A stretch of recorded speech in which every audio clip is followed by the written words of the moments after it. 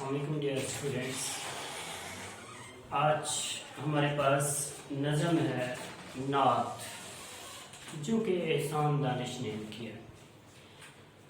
احسان دانش کو عاشق رسول میں شمار کیا جاتا ہے اور ان کی جتنی بھی نظمیں ہوتی ہیں وہ غربت کے اوپر ہے، یعنی کہ ایک مزدور کے حوالے سے کرتے ہیں. تو یہاں پر بھی وہ ایک عاشق رسول کے حوالے سے نعت کو بیان کر رہے ہیں. کیا کہتے ہیں؟ پہلا شعر ہم پڑھتے ہیں.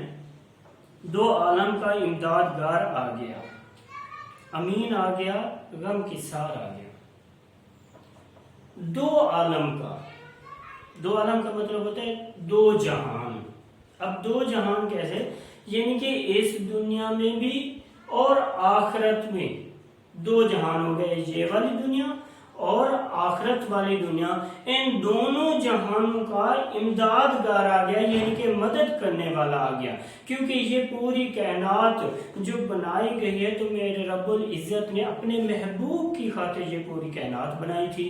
اب جب یہ کائنات تشکیل دے گئی تھی تو آخر میں میرے آقا حضور اکرم صلی اللہ علیہ وسلم جو کہ اللہ تعالیٰ کے محبوب ہیں تو ان کو بھیجا گیا ہے اور آخر الزمان ہے. اور میرے آقا نے ہی آ کر کہا ہے کہ بھی اس دنیا میں ہم نے کس طریقے سے زندگی گزارنی ہے. اگر ہم نے کامیابی حاصل کرنی ہے تو ہم نے کون سے اصولوں کے مطابق زندگی گزاریں گے تو ہم اس دنیا میں بھی کامیاب ہوں گے اور پھر آخرت کے بارے میں بھی میرے آقا حضور اکرم صلی اللہ علیہ وآلہ وسلم نے بتا دیا تھا کہ اس دنیا کے بعد اگلا جہان بھی ہے، وہاں پر بھی آپ سے حساب کتاب لینا ہوگا. اور اس میں کامیابی کے لیے جو ذرائع تھے وہ سارے کے سارے میرے آقا حضور اکرم صلی اللہ علیہ وسلم نے بتا دیے تھے. اس وجہ سے احسان دانش عاشق رسول ہیں، انہوں نے کہا تھا کہ بھی دونوں جہان کا امدادگار آ گیا، مدد کرنے والا آ گیا ہے. جبکہ میرے آقا حضور اکرم صلی اللہ علیہ وسلم کے آنے سے پہلے یہ معاشرہ بکھرا ہوا تھا، لوگوں میں قتل و غارت عام تھی کہ امیر غریب کو کچل دیتا تھا. اس طریقے سے بے حیائی بے فحاشی جو ہے نا عام ہو گئی تھی، شراب نوشی عام ہو گئی تھی. ان سب چیزوں کو ختم کرنے کے لیے اللہ رب العزت نے اپنے محبوب حضرت محمد مصطفیٰ صلی اللہ علیہ وسلم کو بھیجا تھا اور انہوں نے آ کر لوگوں کی مدد کی تھی. وہ جو بے سہارا تھے ان کو سہارا دیا، وہ جو یتیم تھے ان کے والی بنے تھے اور جو غریب تھے ان کی مدد کی تھی. اسی طریقے سے میں یہاں پر احسان دانش کہتے ہیں دونوں عالم یعنی اس دنیا میں بھی اور آخرت میں بھی میرے آقا حضور اکرم صلی اللہ علیہ وسلم مدد کرنے والے تھے. کیونکہ میرے آقا حضور اکرم صلی اللہ علیہ وسلم نے فرمایا کہ اس دنیا میں جو یتیم ہے تو اس کا میں مالک ہوں، یعنی کہ اس کا باپ میں ہوں، سب کچھ میں ہوں. اور جو آخرت میں جب جس کے پاس نیکیاں نہیں ہوں گی، جس کو جہنم میں دھکیلا جائے گا تو اس کی شفاعت بھی میں کروں گا. یعنی کہ اپنے میرے آقا حضور اکرم صلی اللہ علیہ وسلم ہم لوگوں کی وہاں پر آخرت میں بھی شفاعت کریں گے کہ بھی آپ ان کو جو ہے نا ان کے جتنے بھی گناہ ہیں ان کو معاف کر دیا جائے اور ان کو جنت میں داخل کیا جائے. اس طریقے سے مددگار دیکھیں تو اس دنیا میں بھی ہماری مدد کون کر رہا ہے؟ میرا آقا حضور اکرم صلی اللہ علیہ وسلم. اور آخرت میں بھی جو ہماری مدد کرے لیے آئیں گے وہ بھی میرے آقا حضور اکرم صلی اللہ علیہ وسلم ہی ہوں گے. ان کی شفاعت کے بغیر، ان کی شفقت کے بغیر ہم نہ اس دنیا میں کامیابی حاصل کر سکتے ہیں نہ آخرت میں کامیابی حاصل کر سکتے ہیں. اب دوسرے مصرے میں کیا کہتے ہیں؟ امین آ گیا. امین کا مطلب ہوتا ہے امانت دار. اور یہ امین آ گیا یعنی کہ امانت دار آ گیا.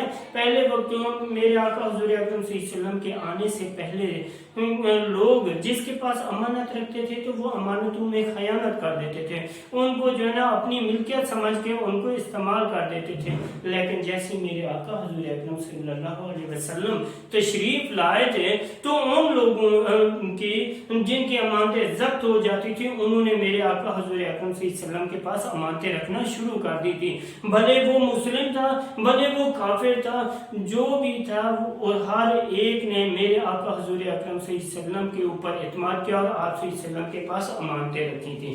اور جب میرے آقا کے پاس امانتیں رکھتے تھے تو میرے آقا حضور اکرم صلی اللہ علیہ وسلم ان امانتوں میں ذرا بھی خیانت نہیں کرتے تھے۔ اس کی سب سے بڑی مثال یہ تھی کہ جب میرے آقا حضور اکرم صلی اللہ علیہ وسلم ہجرت کر کے مدینہ آ رہے تھے تو اس وقت حضرت علی رضی اللہ تعالی عنہ کو فرمایا کہ مجھے اللہ تعالیٰ کی طرف سے حکم ہوا ہے کہ اب آپ نے ہجرت کر کے مدینہ چلے جانا ہے۔ اس وقت میرے آقا حضور اکرم صلی اللہ علیہ وسلم کے کافروں کی بہت ساری امانتیں جمع تھی، اور حضرت علی رضی اللہ تعالی عنہ کو حکم دیا کہ آج رات آپ میرے بستر کے اوپر سو جائے اور صبح ہوتے ہی سب کے امانتیں جو ہے نا واپس کر دیں۔ اسی وجہ سے میرے آقا حضور اکرم صلی اللہ علیہ وسلم کو امین کا لقب دیا گیا تھا، امانت دار کہا گیا تھا۔ اسی دوسرے مصرے میں دوسرا حصہ کیا تھا؟ غم کی سار آ گیا۔ کیا ہے؟ غم کی سار آ گیا، یعنی کہ غموں کو بانٹنے والا آ گیا تھا۔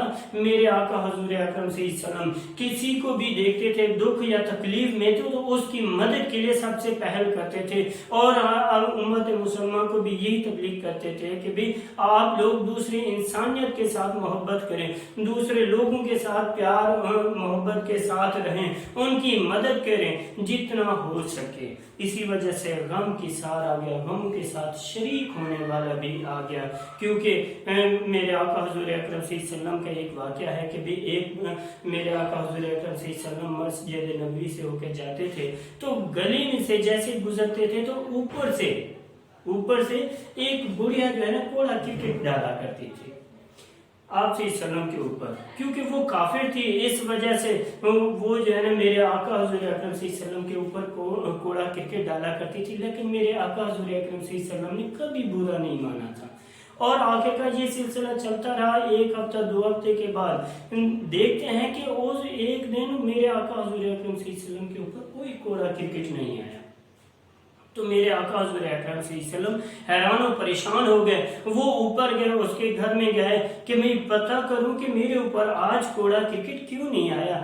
جیسے اوپر جاتے ہیں تو پتہ چلتا ہے کہ بڑھیا جو ہے نا وہ بیمار ہو گئی ہے، اور جیسے ہی بڑھیا نے دیکھا میرے آقا حضور اکرم صلی اللہ علیہ وسلم خوف زدہ ہو گئی کہ آج یہ تو مجھے مطلب ماریں گے یا میرے اوپر مجھے جو ہے نا قتل کر دیں گے، کیونکہ میں ان کی شان میں گستاخی کرتی تھی، ان کے اوپر کوڑا کرکٹ ڈالا کرتی تھی۔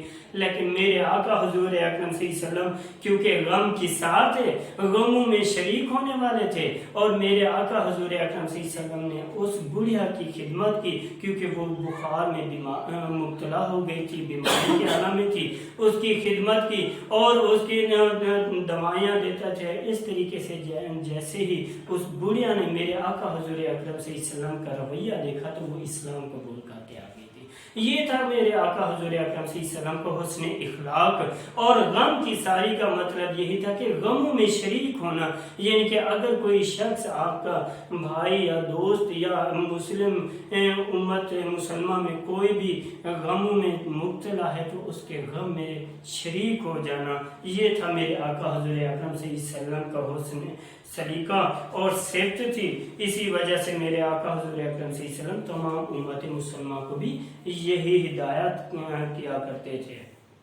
آگے ہمارے پاس دوسرا شعر گیا ہے، غریبوں کی جان کو یتیموں کے دل کو، غریبوں کی جان کو یتیموں کے دل کو سکون ہو گیا، قرار آ گیا۔ کیا بات کی ہے احسان دانش نے، کہتے ہیں کہ غریبوں کی جان کو، یعنی کہ میرے آقا حضور اکرم صلی اللہ علیہ وسلم کے آنے سے جو معاشرہ بگڑا ہوا تھا، امیر جو ہے نا غریبوں کو کچل دیتے تھے، ان کو غلام بنا لیتے تھے، اور غلاموں کی کوئی قدر نہیں ہوا کرتی تھی۔ وہاں پر اس وقت جو ہے نا جو اگر کوئی شخص یتیم ہو جاتا تھا، کہ یتیم کیوں ہو جاتا تھا؟ کیونکہ میرے آقا حضور اکرم صلی اللہ علیہ وسلم کے آنے سے پہلے یہ عالم تھا، یہ معاشرے میں بگاڑ ہوا تھا کہ اگر 2 قبیلوں کے درمیان میں لڑائی ہو جاتی تھی تو وہ لڑائی صدیوں تک چلی جاتی تھی، یعنی کہ جب تک اس قبیلے کا ایک شخص بھی زندہ ہے تو اس وقت تک ان کے خلاف لڑائیاں جاری رہتی تھیں، اور اس طریقے سے ان کے جو بچے تھے وہ یتیم ہو جاتے تھے، اور جو یتیم ہو جاتا تھا ان کو غلام بنا لیتے تھے، ان سے کام کرواتے تھے، ان سے ان کی حیثیت سے بھی بڑھ کر کام کرواتے تھے۔ لیکن جیسے ہی میرے آقا حضور اکرم صلی اللہ علیہ وسلم اس دنیا میں تشریف لائے تھے تو ان غریبوں کے اندر جو ہے نا جان آ گئی تھی، کیونکہ میرے آقا حضور اکرم صلی اللہ علیہ وسلم نے ان لوگوں کو کہا ہے کہ بھی تم لوگوں کا بھی مالک میں ہوں، یعنی کہ آپ لوگ غلامی سے نکل کر یہاں پر میرے پاس آ جائیں، آپ کو ہر طریقے سے مدد دی جائے گی۔ اور اس کی سب سے بڑی مثال جو ہے نا حضرت بلال رضی اللہ تعالی عنہ سے ملتی ہے، جو کہ غلام تھے۔ غلامی میں انہوں نے کیا کیا تھا کہ بھی ایک ان کا جو مالک تھا حضرت بلال رضی اللہ تعالی عنہ کا، جن کے پاس وہ غلام تھے، وہ بہت زیادہ ان کی حیثیت سے بھی زیادہ ان کے اوپر ظلم کرتا تھا، ان سے کام لیتا تھا۔ ایک دفعہ میرے آقا حضور اکرم صلی اللہ علیہ وسلم جہاں آ رہے تھے کہ حضرت بلال رضی اللہ تعالی عنہ باہر صحن میں بیٹھے رو بھی رہے تھے اور چکی بھی پیس رہے تھے، کیونکہ آقا کا حکم تھا، اس وجہ سے وہ رو بھی رہے تھے اور چکی بھی پیس رہے تھے۔ جیسے میرے آقا حضور اکرم صلی اللہ علیہ وسلم ان کے پاس گئے، ان سے پوچھا کہ بھی وجہ کیا ہے، کیوں تم رو رہے ہو؟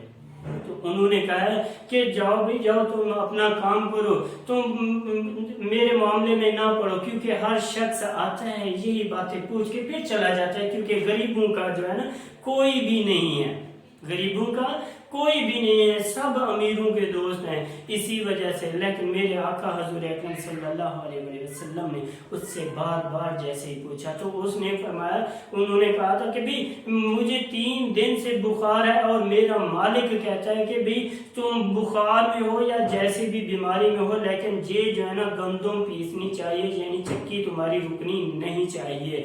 پھر میرے آقا حضور اکرم صلی اللہ علیہ وسلم نے فرمایا تھا کہ بھی اے بلال تو جو ہے نا جا کر سو جا، تو تمہاری جگہ پر میں چکی پیستا ہوں۔ اور میرے آقا حضور اکرم صلی اللہ علیہ وسلم ساری رات چکی پیستے رہے، جتنے گندم تھے ان سب گندم کو پیس لیا۔